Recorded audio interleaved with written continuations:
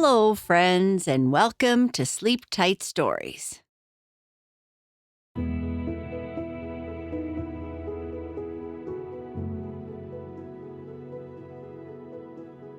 Ilo has a dream. He carves the most beautiful wooden toys and wants to make toys in the big workshop. But Ilo has a problem. When the letter comes telling him to come to the big workshop, Ilo is not sure he can. The Elf That Couldn't Stop Sneezing.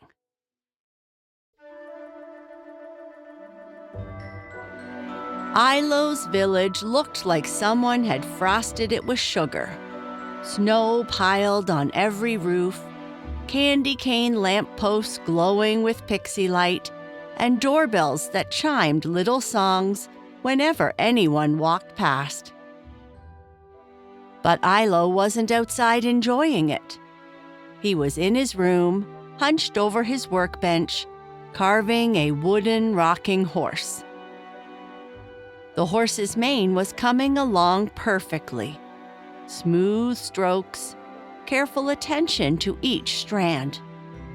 This was what Ilo loved, taking a plain block of wood and turning it into something that would make a kid smile. He paused, letting himself daydream about the big workshop, the famous one, the one every toy maker dreamed about. Well, that and living in an edible gingerbread house with marshmallow shingles. But the workshop was a little more realistic. A snow sparrow tapped at his window. Ilo's hands shook as he took the letter from its beak. He opened it and looked at the card inside. It said in great big letters, "Congratulations, you've been accepted to..." Achoo! The rocking horse flew off his bench. "Bless you, Ilo," his neighbor down the street yelled. Ilo stared at the letter, then down at the rocking horse on the floor. What if I sneeze there? 3 days later, Ilo's boots crunched through fresh snow on the way to the big workshop. He'd almost talked himself out of going about 17 times, but his dad had said, "You'll regret not trying." Other elves waved as he passed. A few whispered, "That's the new toy maker." He tried to smile back, but his face felt stiff. The workshop was enormous. 3 chimneys puffed smoke into the gray sky, and the sounds of hammering and laughing leaked through the walls. The doorbells played some complicated melody when Ilo pushed inside. He jumped at the noise. "You must be Ilo." A tall elf with a clipboard hurried over. "I'm Torvald. Come on, I'll show you your bench." The workshop was even bigger inside. Rows and rows of workbenches. Elves sawing and painting and assembling. Torvald walked fast, pointing things out. "That's the paint station. That's where we keep extra wood. Bathrooms are in the back." Names got introduced. Faces smiled at him. Ilo nodded, trying to remember who was who, but everything blurred together. "Here's your spot." Torvald patted a workbench near the middle of the room. Beautiful tools laid out in neat rows, a block of fresh pine waiting for him. This was everything he'd ever wanted. Ilo sat down, picked up a chisel. His hands were sweating, even though the workshop was cold. "Don't sneeze, don't sneeze, don't sneeze." He focused on the wood, pressed the chisel against it. concentrated so hard his eyes watered. The tickle built anyway. His nose scrunched. He held his breath. That never worked, but achoo! 3 elves dropped their hammers. One yelped, "Ow!" and shook his hand. A paintbrush skittered across a toy train, leaving a bright blue streak. The windows rattled. Everyone stopped, stared. Ilo's ears burned. "Sorry, I'm so sorry." He hunched over his workbench, wishing he could disappear into the pile of wood shavings on the floor. The next morning, Ilo arrived early, before anyone else. Maybe if he got the nerves out of his system now in the quiet. He sat at his bench and started carving. A little wooden fox this time. For 20 whole minutes, nothing happened. No tickle, no sneeze. The fox's ears were taking shape perfectly. "I can do this," he said to himself. The doorbells chimed. Other elves filtered in, calling good mornings. Someone brought a tray of hot cocoa around. The workshop filled with the comfortable sounds of work.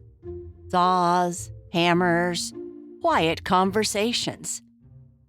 Ilo kept carving. But he noticed how careful everyone was being around him. Extra polite, extra quiet when they walked by his bench. Were they worried he'd sneeze? That made him worried, which made his nose start to tickle. No, no, no. He pinched his nose, scrunched his whole face, thought about ice. That was supposed to help, right? Achoo! Even louder than yesterday, the windows actually vibrated.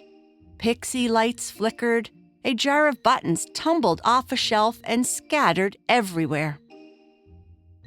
Ilo heard the whispers. Not mean ones, but still. Maybe he's allergic to sawdust? Poor thing. Think he'll be okay?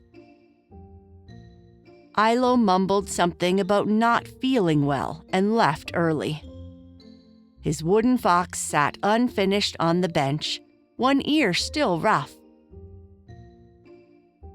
The third morning, Ilo stood outside the workshop, watching his breath make clouds in the cold air. He could just go home, carve toys in his room forever. Nobody's thumbs would get hammered, no windows would rattle. But that's not who he wanted to be. He pushed through the door. Half the elves were wearing earmuffs.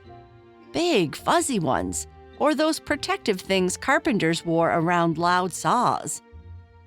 At first, Ilo thought maybe they were just protecting their ears from hammering. But no, they smiled at him when he walked in. Someone gave him a thumbs up. They were expecting him to sneeze. Nobody was mean about it, and that almost made it worse. They were being so nice, so ready for it. Ilo sat down at his bench. The wooden fox from yesterday sat there, still waiting. He picked up his tools, tried to focus on finishing that second ear. Achoo! Not even a huge one, just medium-sized. But everyone was ready. Ear protection on, barely a flinch. A few gave him sympathetic looks. Ilo put his head down right on his workbench. His eyes stung, but he wasn't crying, he was just... Maybe he wasn't cut out for all this after all. Heavy boots crossed the workshop floor. Ilo heard them but didn't look up. A gentle hand touched his shoulder. "Mind if I sit?" Ilo lifted his head. White beard, kind eyes that crinkled at the corners. red suspenders over a work shirt dusted with sawdust. Oh no. The famous elf pulled up a regular stool, nothing fancy, just wood, and sat down beside Ilo like they were old friends. He picked up the wooden fox, turned it over in his hands.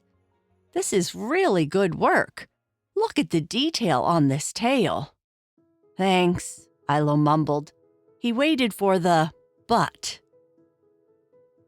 Want to know a secret? The famous elf set the fox down carefully. When I was your age, I had the hiccups. Not sometimes, all the time, for a whole year. Ilo looked up. Really? Hiccuped through every meeting, every meal, every toy delivery practice. Thought I'd never be taken seriously.